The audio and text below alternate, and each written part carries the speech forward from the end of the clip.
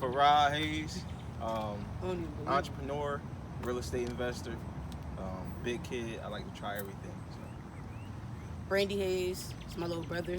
Um, I am a mom, a real estate investor, and part-time entrepreneur.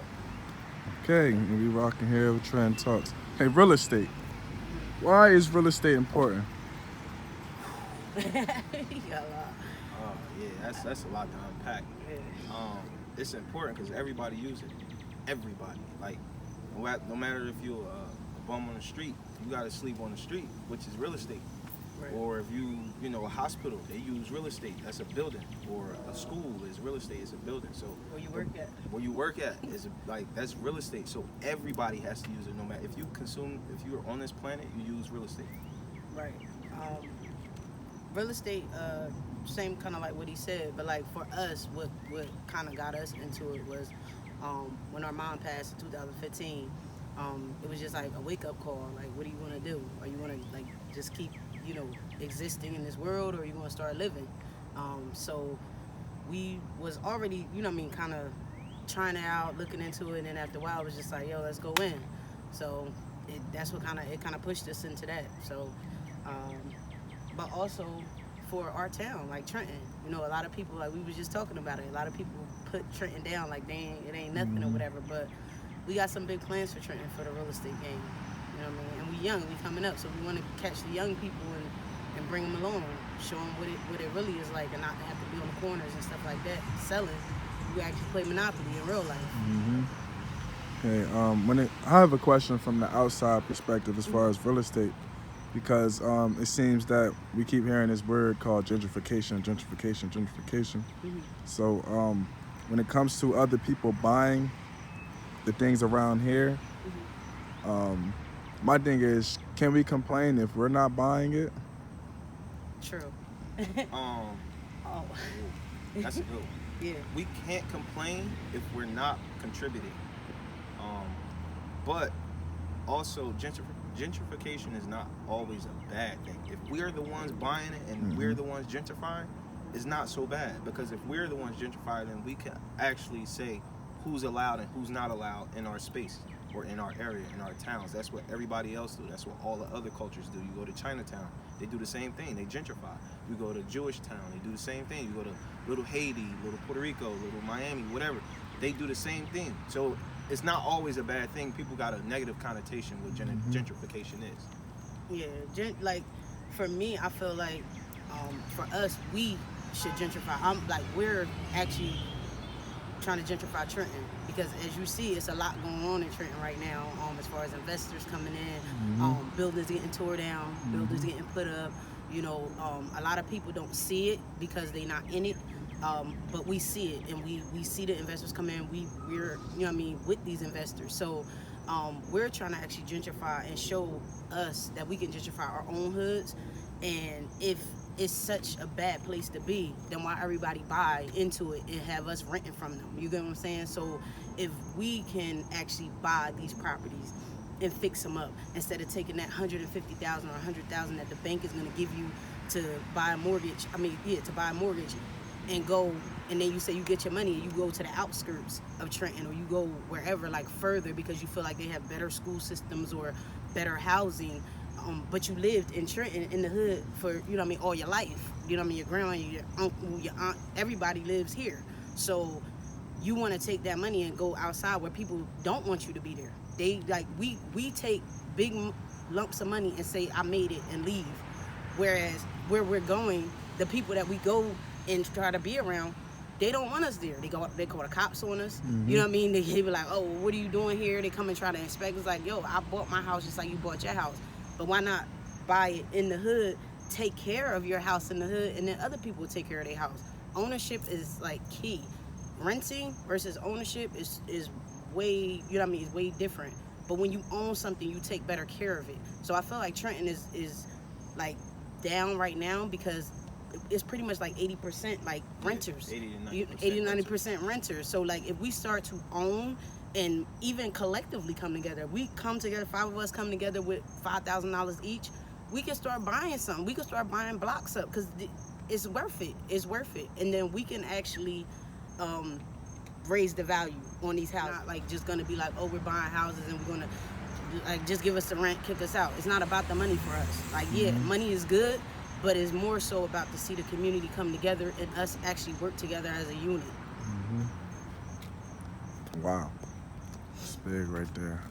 Like he said, violence is everywhere. It's just on how they heighten it. You know what I'm saying? Like, how much is it heightened in certain areas? Like right now, Detroit, Michigan is going through a renaissance where they're like, it's a whole bunch of black investors going out there and they're buying, but they're buying because, you know, Microsoft is buying, Google is buying, you know, it's Warren Buffett's buying. They're building big things there, right?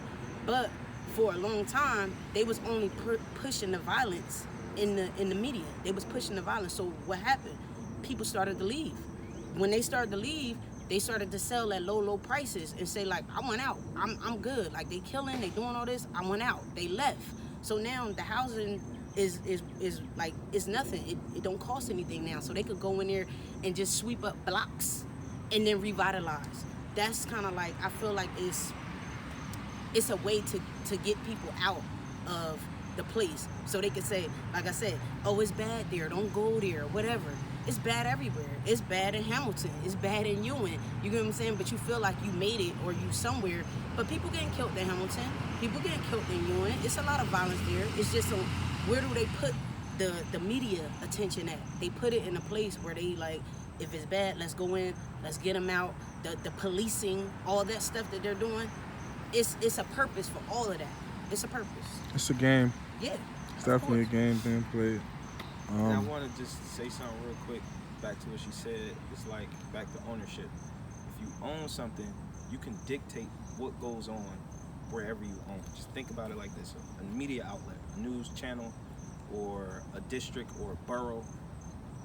Those people who live there, they more than likely own it, in which they can dictate people that are in higher positions to say, hey, I don't want this news to go out because my kid is in it, or to say, hey, I own this news channel or this news platform and I'm not going to put it out because I live here and I don't want it to diminish the value of where I live at. But when you own, that's when you have the power to do certain things. If you don't own and you're just renting or you're leasing, you don't really have the say so. You're just going by what the owner says. And the other thing, we get mad about the things that's going on in the city as far as like when we live here, like, oh, why they, you know, doing the street like that, or why are these streets bad, or why whatever. They not talking to us or whatever. And the reality of it is they are talking to the people. They're talking to the owners. You're not the owner, you renting. So why would they talk to you? They're talking to the owner, but the owner is like, hey, they giving me $1,500 a month. It's a slum house, the streets is messed up. They still paying, so oh well, nah, don't fix that because I don't want to pay no more taxes on that. So they keeping it at the minimum. You know what I'm saying? So they are talking, but they're talking to the owner. You're not the owner. It's real knowledge, man. I hope y'all listening. It's a good one right here. As far as the value of Trenton, what's some things that we have here that we can promote as far as like trying to get investors out here? What's some things that you can see here growing, like as far as like there are many investors coming here, right? So my question is like, why? What's Trenton on the market right now? Well, right now, if you see a Starbucks pop up in any hood, they coming. I'm telling you, and that's just being real. Or bike lanes. Or bike lanes. Right. Now we got bike lanes. 10 lanes. years ago or 6 months ago, we didn't have bike lanes. So especially on my street. when you see... Right, you seen the bike lanes, right? When you see bike lanes, Starbucks, we got a Walmart not too far from here.